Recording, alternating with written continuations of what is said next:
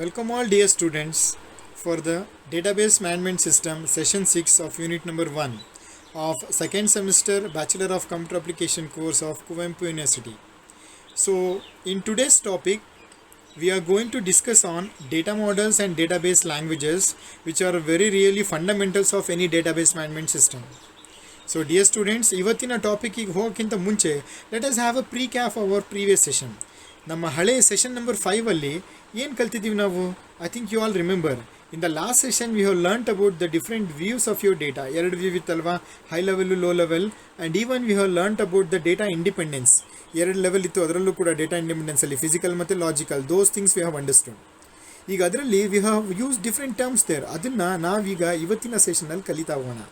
So the learning objectives of today's session is the understand the concept of data model and database languages.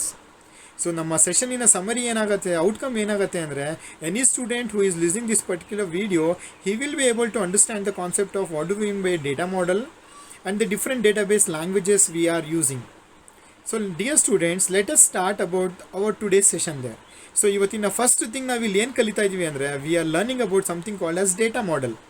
Data ಅಂದರೆ ಏನು ನಿಮಗೆ ಗೊತ್ತಾಗಿದೆ, ಯಾಕಂದರೆ ನಾವು ಆಗ್ಲಿಂದ ಈ ಸೆಷನ್ ನಮ್ಮ ಯೂನಿಟಲ್ಲಿ ಸ್ಟಾರ್ಟಿಂಗಿಂದನೂ ಬರೀ ಡೇಟಾ ಬಗ್ಗೆನೇ ಮಾತಾಡ್ತಾ ಇದ್ದೀವಿ, ಎಕ್ಸಾಂಪಲ್ಸ್ ತೊಗೊಂಡಿದ್ದೀವಿ. ಈಗ ನಾವು ಇಲ್ಲಿ ಬರೀ ಡೇಟಾ ಅಂತ ಹೇಳ್ತಿಲ್ಲ, rather we are using a term called as what, model. So model ಅಂದರೆ ನಿಮಗೆಲ್ರಿಗೂ ಗೊತ್ತಿದೆ, isn't it? Model it can be called as an abstract or it can be called as a blueprint there. ಒಂದು ಮನೆ ಕಟ್ಟಬೇಕು ಅಂದರೂ ಒಂದು blue print ಬೇಕಲ್ವಾ, ಅದನ್ನು ನಾವು ಮಾಡೆಲ್ ಅನ್ಬೇಕು. ಒಂದು ಕಾರ್ ಮಾಡಬೇಕು ಅಂದರೆ ಅದಕ್ಕೊಂದು ಮಾಡೆಲ್ ಕ್ರಿಯೇಟ್ ಮಾಡ್ತಾರಲ್ವಾ. ಸೊ ಮಾಡೆಲ್ ಅನ್ನೋದು ಕಾಮನಾಗಿ ಯೂಸ್ ಮಾಡೋ ಟರ್ಮ್. ನಮ್ಮ ಡೇಟಾಬೇಸ್ ಮ್ಯಾನೇಜ್ಮೆಂಟ್ ಸಿಸ್ಟಮಲ್ಲಿ ಈ ಡೇಟಾ ಮಾಡೆಲ್ ಅಂದರೆ ಏನು, ಇದರಲ್ಲಿ ಯಾವ್ಯಾವ್ದು ಇದೆ, ಇದೇನಿಗೆ ಬೇಕು, ಇದೆಲ್ಲದನ್ನು ನಾವು ಈ ನಮ್ಮ ಯೂನಿಟಲ್ಲಿ ಕಲಿಯೋಣಂತೆ. So dear students, so let us start learning about your data models there. So ಈಗ ಡೇಟಾ ಮಾಡೆಲ್ ಅಂದರೆ ಏನಪ್ಪ?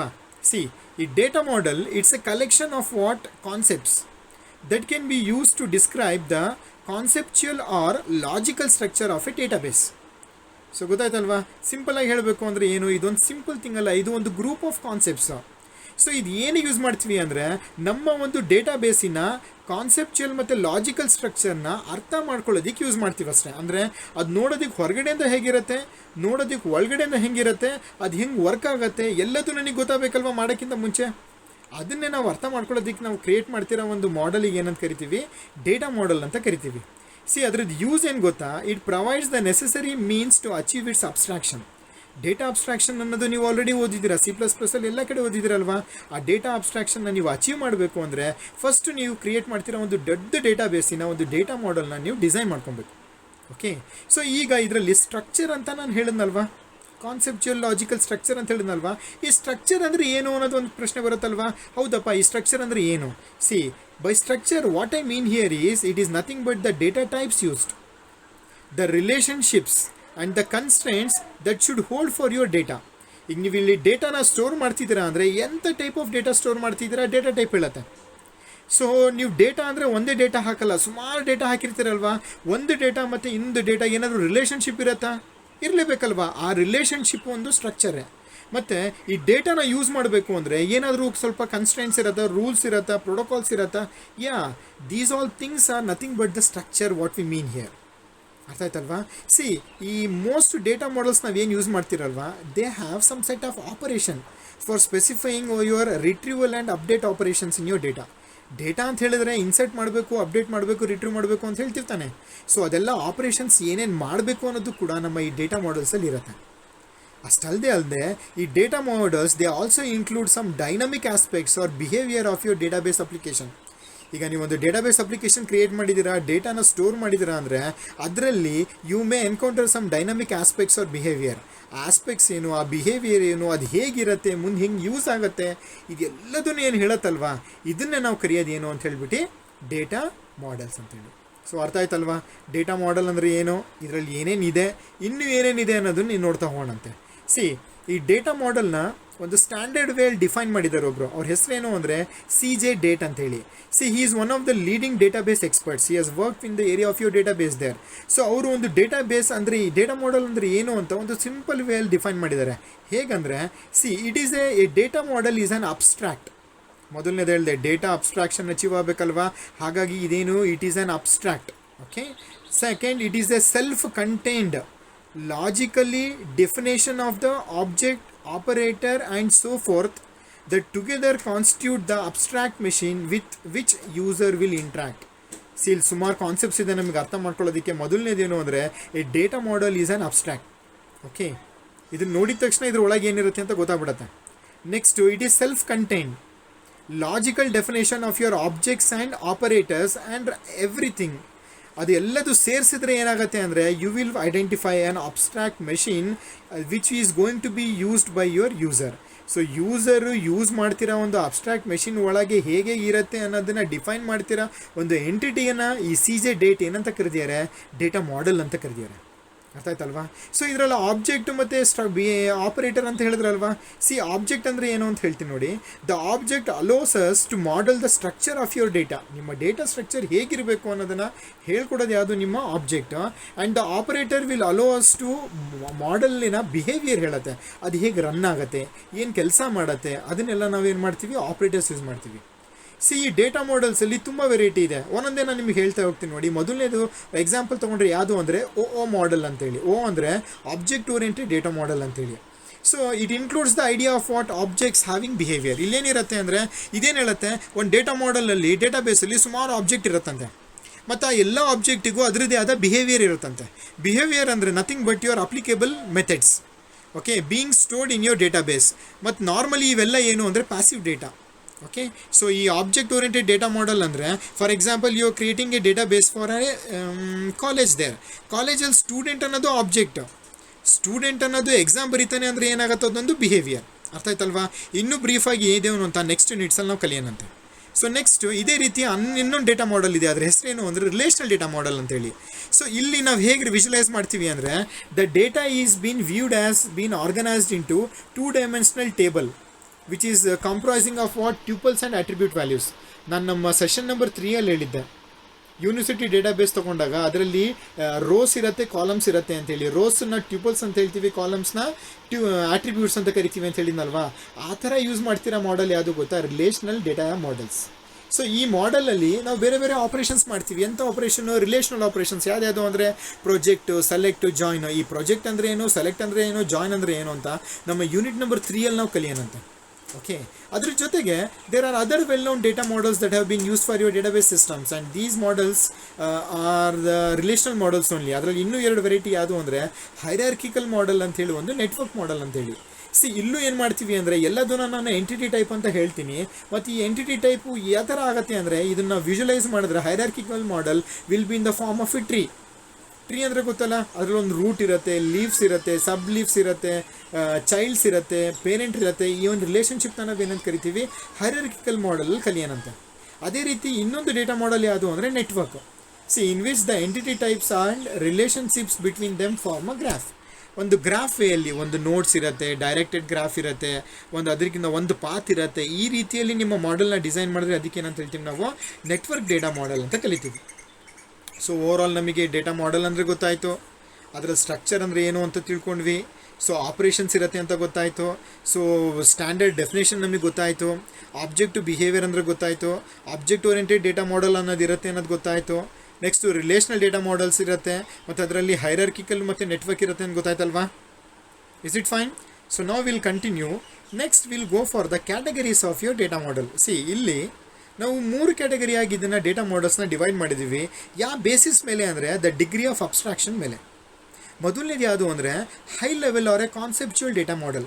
ಇದಕ್ಕೆ simple example is your entity relationship model, ER model, which you are learning in your second unit there. See this provides a view close to the way user would perceive the data. So ಇದನ್ನು ಒಂದು real world ಪ್ರಾಬ್ಲಮ್ನ ತುಂಬ ಸಿಂಪಲ್ಲಾಗಿ ಹೇಗೆ ನೋಡ್ಬೋದು, ಒಂದು model ಮಾಡ್ಬೋದು ಅನ್ನೋದನ್ನ ನಾವಿಲ್ಲಿ ಕಲಿತೀವಿ. ಅದನ್ನು ಮಾಡಲಿಕ್ಕೆ it use some concepts there. ಮೊದಲನೇದು ಯಾವುದು ಅಂದರೆ ಎಂಟಿಟಿ, ಎರಡನೇದು ಆಟ್ರಿಬ್ಯೂಟು, ಮೂರನೇದು ರಿಲೇಷನ್ಶಿಪ್. ಇಂಪಾರ್ಟೆಂಟ್ ಇದು.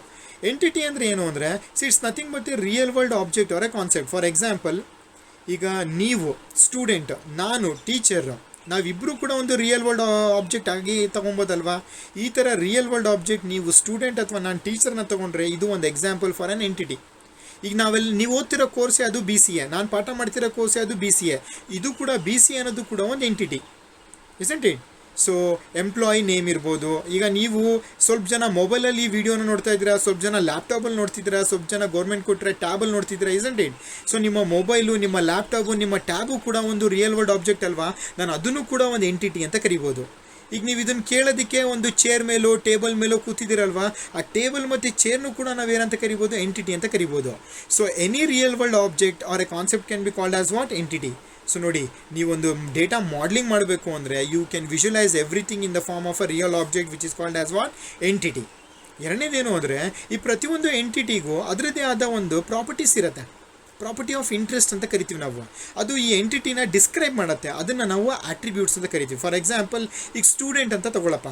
ಈಗ ನಿಮಗೊಂದು ಹೈಟ್ ಇದೆ, ನಿಮಗೊಂದು ಏಜ್ ಇದೆ, ನಿಮಗೊಂದು ಕಲರ್ ಇದೆ ಅಲ್ವಾ?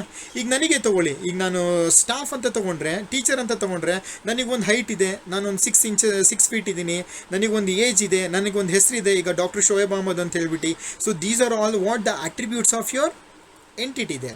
ಇನ್ the same way relationship. For example, ಈಗ ನಮ್ಮದು ಡೇಟಾಬೇಸಲ್ಲಿ ಸ್ಟೂಡೆಂಟ್ ಆದವ್ರು ನೀವು, ಟೀಚರ್ ಆದವ್ರು ನಾನಿದ್ರೆ, ನಮ್ಮಿಬ್ಬರ ಮಧ್ಯೆ ಒಂದು ರಿಲೇಷನ್ಶಿಪ್ ಇದೆ ಅಲ್ವಾ? We are having a relationship of a student and teacher, isn't it? Yes or no? In the same way ಒಂದು ಎಂಪ್ಲಾಯಿ ಮತ್ತು ಒಂದು ಎಂಪ್ಲಾಯರ್ ಮಧ್ಯದಲ್ಲೂ ಒಂದು ರಿಲೇಷನ್ಶಿಪ್ ಇರುತ್ತಲ್ವಾ? ಎಸ್, ಇದು ಮೂರನೇ ಕಾನ್ಸೆಪ್ಟ್. ಯಾವುದು? ರಿಲೇಷನ್ಶಿಪ್. ಅದೇನಂದರೆ an interaction among the entity. For example, works on relationship between an employee and a project. ಅರ್ಥ ಆಯ್ತಲ್ವಾ? ಸೊ ಇದನ್ನು ನಾವೇನಂತ ಹೇಳ್ತೀವಿ? High level or a conceptual category of data models ಅಂತ ಕರಿತೀವಿ. ಅರ್ಥ ಆಯ್ತಾ? ಇದನ್ನು ನಾವು ಇನ್ನೂ ಬ್ರೀಫಾಗಿ ಯೂನಿಟ್ ನಂಬರ್ 2 ಕಲಿಯೋಣ, don't worry. Okay. So second category ಯಾವುದು ಅಂದರೆ representational or implementation category. See here the intermediate level of abstraction, that is example is relational data models or a network model. ಇದನ್ನು ನಾವು ಏನಂತ ಕರಿಬೋದು? Even we can call it as a record based model ಅಂತಲೂ ಕರಿಬೋದು. ಮೂರನೇದು ಯಾವ್ದು ಬರುತ್ತೆ ಅಂದರೆ ನಿಮ್ಮ ಲೋ ಲೆವೆಲ್ ಅಥವಾ ಫಿಸಿಕಲ್ ಲೆವೆಲ್. ಇದೇನು ಹೇಳುತ್ತೆ ಅಂದರೆ, it gives the details as to how data is stored in your computer system, such as record formats, ordering of your record, access path we have used, different indexing techniques you have used there. ಅದನ್ನೆಲ್ಲ low ಲೆವೆಲಲ್ಲಿ ಹೇಗೆ store ಆಗಿದೆ ಅನ್ನೋದನ್ನು ಹೇಳೋ data ಮಾಡೆಲ್ಗೆ ಏನಂತೀವಿ ನಾವು? Low level ಅಥವಾ physical data models ಅಂತ ಕರಿತೀವಿ. ಗೊತ್ತಾಯ್ತಲ್ವಾ? ಸೊ ನಮ್ಮ ಅಬ್ಸ್ಟ್ರಾಕ್ಟ್ ಲೆವೆಲ್ ಮೇಲ್ಗಡೆಯಿಂದ ಹೈ ಲೆವೆಲ್ಲಿಗೆ ಬರ್ತೀವಿ, ಮಧ್ಯದಲ್ಲಿ ರೆಪ್ರೆಸೆಂಟೇಷನ್ ಲೆವೆಲ್ಲು, ಕೆಳಗಡೆ ಬಂದರೆ ಲೋ ಲೆವೆಲ್. ಅರ್ಥ ಆಯ್ತಲ್ವಾ? ಸೊ ಟೋಟಲಿ ಡಿಯರ್ ಸ್ಟೂಡೆಂಟ್ಸ್, ಇಷ್ಟು ತನಕ ನಮಗೆ ಡೇಟಾ ಮಾಡೆಲ್ ಅಂದರೆ ಗೊತ್ತಾಯಿತು. ಅದರಲ್ಲಿ ಬರ್ತಿರೋ ಪ್ರತಿಯೊಂದು ಸಣ್ಣ ಸಣ್ಣ ಥಿಂಗ್ಸ್ ಕಲ್ತ್ವಿ. ಅದರಲ್ಲಿ ಬರೋ ಡಿಫ್ರೆಂಟ್ ಟೈಪ್ಸ್ ಒಂದು 4 ಎಕ್ಸಾಂಪಲ್ಸ್ ನೋಡಿದ್ವಿ, ಮತ್ತು ಒಂದು ಸ್ಟ್ಯಾಂಡರ್ಡ್ CJ ಡೇಟಿನ ಡೆಫಿನೇಷನ್ ತೊಗೊಂಡಿದ್ವಿ. ಸೊ ಈಗ ಈ ಡೇಟಾ ಮಾಡೆಲ್ಸ್ ಕಲ್ತ ನಂತರ ನಾವೀಗ ಇದನ್ನು ಯೂಸ್ ಮಾಡೋದಕ್ಕೆ ನಮಗೊಂದು ಲ್ಯಾಂಗ್ವೇಜ್ ಬೇಕಲ್ವಾ?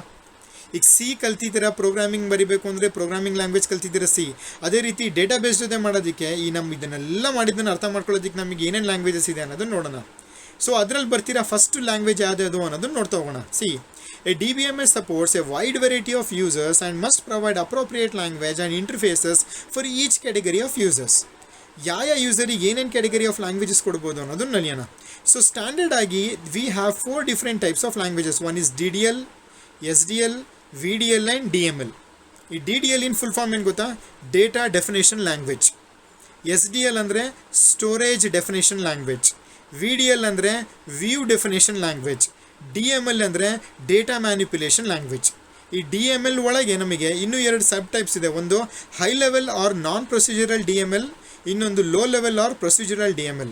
ಡಿಯರ್ ಸ್ಟೂಡೆಂಟ್ಸ್, ನೀವು ಇಂಟರ್ವ್ಯೂಸ್ ಇರ್ಬೋದು ಅಥವಾ ನಿಮ್ಮ ಎಕ್ಸಾಮ್ಸಲ್ಲಿ ಕ್ವಶನ್ಸ್ ಇರ್ಬೋದು, ನಿಮಗೆ ಈ ಫುಲ್ ಫಾರ್ಮ್ಗಳು ಬರಬೇಕು. DDL ಅಂದರೆ ಏನು, SDL ಅಂದರೆ ಏನು, VDL ಅಂದರೆ ಏನು, DML ಅಂದ್ರಲ್ಲಿ. ಸೊ ಹಾಗಾಗಿ please make a note of these all full forms there. Okay, ಈಗ ನಾವು ಒಂದೊಂದೇ ಲ್ಯಾಂಗ್ವೇಜಸ್ನ ಬ್ರೀಫಾಗಿ ಕಲಿತಾ ಹೋಗೋಣಂತೆ. ಓಕೆ, ಸ್ಟಾರ್ಟ್ ಮಾಡೋಣವಾ? ಓಕೆ, ಸೊ ಫಸ್ಟ್ ಒನ್ ಯಾವುದು ಅಂದರೆ ನಿಮ್ಮ data definition language. Okay, see, in most of the DBMS there is no separate language for internal and conceptual schema. ಆದರೆ ಅದನ್ನೇ ನಾವು DDL is been used by your DBA and your designers there. ಯಾಕೆ? ನೀವು ಅಲ್ಲಿ ಡೇಟಾನ define ಮಾಡ್ತಾ ಇದ್ದೀರಾ. First ಟೈಮಲ್ಲಿ ನನ್ನ ಡೇಟಾಬೇಸಲ್ಲಿ ಈ ಥರ ಟೇಬಲ್ ಇರಬೇಕು, ಈ ಥರ ಆಟ್ರಿಬ್ಯೂಟ್ ಇರಬೇಕು, ಈ ಥರ ಕನ್ಸ್ಟ್ರೈನ್ಸ್ ಇರಬೇಕು, ಇದನ್ನೆಲ್ಲ ಹೇಳ್ತಿದ್ರಲ್ವಾ. ಇದನ್ನೆಲ್ಲ ಮಾಡೋದು ಯಾರು? ನಮ್ಮ ಡೇಟಾಬೇಸ್ ಅಡ್ಮಿನಿಸ್ಟ್ರೇಟರ್ ಅಥವಾ ಡಿಸೈನರ್ ಅಲ್ವಾ. ಸೊ ಹಾಗಾಗಿ ಅವ್ರು ಯೂಸ್ ಮಾಡ್ತಿರೋ ಲ್ಯಾಂಗ್ವೇಜ್ ಯಾವುದು? ನಮ್ಮ DDL. So the DBMS will have A DDL compiler which processes the DDL statements. ಎರಡನೇದು ಯಾರು ಅಂದರೆ ನಮ್ಮ SDL ಅಂದರೆ storage definition language. See, if distinct languages are used, then the DDL is used to specify the conceptual schema and SDL is used to specify what your internal schema. Internal schema ಗೆ SDL use ಮಾಡ್ತೀವಿ. Okay, conceptual schema ಗೆ ಅದು DDL. So the mapping between the two schema may be specified in either the mapping between the two schema may be specified in either of the language. ಅರ್ಥ ಆಯ್ತಲ್ವಾ difference between your DDL and SDL? Yes. ಈಗ next ಯಾವುದು ಅಂದರೆ VDL. See, view definition language. For a true 3 schema architecture, VDL is required for external schema and its mapping with what? Conceptual schema. ನಮ್ಮ relational DBMS ಅಲ್ಲಿ SQL is used in the role of your VDL to define the views as a result of your predefined queries there. ಇದನ್ನು ನಾವು ಇಂಪ್ಲಿಮೆಂಟೇಷನಲ್ಲೂ use ಮಾಡ್ತೀವಿ. Next to DML, that is data manipulation language. See, DBMS provides a set of operations like insertion, modification, deletion. ಇದನ್ನೆಲ್ಲ ಮಾಡೋದಕ್ಕೆ ನಮ್ಮ ಹತ್ರ standard ಆಗಿರೋ queries ಇದೆ. ಅದನ್ನೆಲ್ಲ ಮಾಡೋದು ಯಾವ್ದ್ರಲ್ಲಿ ನಾವು ಡೇಟಾ ಮ್ಯಾನಿಪುಲೇಷನ್ ಲ್ಯಾಂಗ್ವೇಜ್. ಹೆಸರು ಹೇಳ್ತಾ ಇದೆ ಅಲ್ವಾ, ಮ್ಯಾನಿಪುಲೇಟ್ ಅಂದರೆ ಹೊಸ ಡೇಟಾನ ಹಾಕ್ಬೋದು, ಇರೋದನ್ನು ಡಿಲೀಟ್ ಮಾಡ್ಬೋದು, ಇರೋದನ್ನು ಅಪ್ಡೇಟ್ ಮಾಡ್ಬೋದಲ್ಲ. ಇದನ್ನೆಲ್ಲ ಮಾಡೋದಕ್ಕೆ ನಾವು ಯೂಸ್ ಮಾಡ್ತಿರೋದು ಯಾವುದು? ನಮ್ಮ ಡೇಟಾ ಮ್ಯಾನಿಪುಲೇಷನ್. ಸೊ ಇದರಲ್ಲಿ ಎರಡಿದೆ ಅಂತ ಹೇಳಿದ್ದೇನಲ್ವಾ, ಒಂದು ಹೈ ಲೆವೆಲ್ಲು, ಇನ್ನೊಂದು ಲೋ ಲೆವೆಲ್ಲು. ಅಂದರೆ ಒಂದು ನಾನ್ ಪ್ರೊಸೀಜರಲ್, ಇನ್ನೊಂದು ಪ್ರೊಸೀಜರಲ್. ಸೊ ಅದೇನು ಅನ್ನೋದನ್ನು ತಿಳ್ಕೊಳ್ಳೋಣಂತೆ. ಒಂದು ಹೈ ಲೆವೆಲ್ ಅಥವಾ ನಾನ್ ಪ್ರೊಸೀಜರಲ್ DML ಹೇಗಿರುತ್ತೆ ಅಂದರೆ, it can be used on its own to specify complex database operation. So even high level complex database ಆಪರೇಷನ್ನ ಕೂಡ ನಾವು ಇದರಲ್ಲಿ ಯೂಸ್ ಮಾಡ್ಬೋದು. These statements can be entered interactively from a display monitor or a terminal. These can be embedded in your general purpose programming languages where they can be extracted by a pre-compiled and processed by the DBMS. For example, ನೀವೀಗ next BCA 5th semester ಬಂದರೆ ನೀವು ನಿಮ್ಮ advance Java advance web lab ಅಂತ ಮಾಡ್ತೀರಾ. ಆವಾಗ ನೀವು advance Java ಲ್ಯಾಬಲ್ಲಿ ಆರಾಕಲ್ ಅಥವಾ DBMSನ use ಮಾಡ್ಕೊಂಡ್ಬಿಟ್ಟು ಡೇಟಾಬೇಸ್ನ ಸ್ಟೋರ್ ಮಾಡ್ತೀರಾ. ಆವಾಗ ನೀವು ನಿಮ್ಮ ಈ DML ಸ್ಟೇಟ್ಮೆಂಟ್ಸ್ನ ಜಾವಾದಲ್ಲಿ ಅಥವಾ ವೆಬ್ಬಲ್ಲಿ ಬರೀಬೇಕಾಗತ್ತೆ. ಆವಾಗ ನೀವೇನು ಯೂಸ್ ಮಾಡ್ತೀರಾ? ಪ್ರೀ ಕಂಪೈಲ್ಡ್ ಸ್ಟೇಟ್ಮೆಂಟ್ಸ್ ಅಂತ ಯೂಸ್ ಮಾಡ್ತೀರಾ. ಅದನ್ನು ನಾವು ಮಾಡೋದೇ ಯಾವುದು? ನಮ್ಮ ಹೈ ಲೆವೆಲ್ ಅಥವಾ ನಾನ್ ಪ್ರೊಸೀಜರಲ್ DML ಅಲ್ಲಿ. ಅರ್ಥ ಆಯ್ತಲ್ವಾ? This can specify and retrieve many records in a single DML statement, thus known as set at a time or a set oriented DMLs. For example, it is SQL. SQL stands for structured query language. So remember dear students, ನೀವೇನೇ ನಿಮ್ಮ BCL ನೀವು next project ಮಾಡೋಕ್ಕೆ ಹೋದರೆ database management ಸಿಸ್ಟಮಲ್ಲಿ ನೀವು use ಮಾಡ್ತಿರೋದೇ ಈ ನಿಮ್ಮ SQLನ. So these are also known as what? Declarative languages. So these are the fundamental important things you need to understand about your high level DML there. ಈಗ ನಮ್ಮ low level DMLಗೆ ಬರೋಣ. ಇದನ್ನು ನಾವು procedural DML ಅಂತಲೂ ಕರಿಬೋದು. It must be embedded in a general purpose programming language. ಮೊದಲನೇದು, this retrieves individual records from the data bases and processes each separately. ಇದು individual ತೆಗಿಯುತ್ತೆ, ಸಪ್ರೇಟಾಗಿ ಪ್ರೊಸೆಸ್ ಮಾಡುತ್ತೆ. ಹೈ ಲೆವೆಲಲ್ಲಿ ಎಲ್ಲದೂ ತೆಗಿಯುತ್ತೆ, ಆಟೋಮೆಟಿಕ್ಕಾಗಿ ಎಲ್ಲದೂ ಸೇಸ್ ಪ್ರೊಸೆಸ್ ಮಾಡುತ್ತೆ. Thus, it needs programming language constructs like loop. ಇಲ್ಲಿ ಲೂಪಿಂಗ್ ಸ್ಟೇಟ್ಮೆಂಟ್ಸ್ನ ನಾವು ಫ್ರೀಕ್ವೆಂಟಾಗಿ ಯೂಸ್ ಮಾಡ್ತೀವಿ ಇಲ್ಲಿ. Okay, so this is also known as record at a time. ಅದು ಸೆಟ್ ಅಟ್ ಎ ಟೈಮ್, ಇದು ರೆಕಾರ್ಡ್ ಅಟ್ ಎ ಟೈಮ್. ಅದು SQL ಇಲ್ಲಿ ಎಕ್ಸಾಂಪಲ್ ಯಾವುದು ಗೊತ್ತಾ? DL-1 ಅಂತೇಳಿ ಒಂದು ಲ್ಯಾಂಗ್ವೇಜ್ ಬರುತ್ತೆ, ಅದನ್ನು ನಾವು ಯೂಸ್ ಮಾಡ್ತೀವಿ. ಅರ್ಥ ಆಯ್ತಲ್ವಾ? So when ever A DML is embedded in a general purpose language, the language is called host language and DML is called as a sub language. ಇದನ್ನು ನಾವು ಬೇರೆ ಜನರಲ್ ಪರ್ಪಸ್ ಲ್ಯಾಂಗ್ವೇಜಲ್ಲಿ ಹಾಕಿದ್ರೆ ಆ ಲ್ಯಾಂಗ್ವೇಜ್ನ ನಾವು ಹೋಸ್ಟ್ ಅಂತ ಕರಿತೀವಿ, ಇದನ್ನು ನಾವು ಸಬ್ ಲ್ಯಾಂಗ್ವೇಜ್ ಅಂತ ಕರಿತೀವಿ. A high level DML used in a stand alone interactive manner is called as what? Query language. ಆಗಲೇ ಹೇಳಿದ್ನಲ್ವಾ ಎಕ್ಸಾಂಪಲ್ SQL ಅಂತ ಹೇಳ್ಬಿಟ್ಟು. So totally dear students, till now we have learned about the different languages we have. DDL, DML, VDL, SDL. ಅದು DML ಅಲ್ಲಿ high level ನಾನ್ procedural ಮತ್ತು low level procedural ಇಷ್ಟನ್ನು ತಿಳ್ಕೊಂಡಿದ್ದೀವಿ. So totally ಇವತ್ತಿನ ನಮ್ಮ session summary ಏನು ಹೇಳ್ಬೋದು ಅಂದರೆ, the student has understood the concepts of your data model and database languages with its all types there. So dear students, for further references you can refer these two books there, that is written by the author Elmasi Nawate or the Korth and Sudarshan.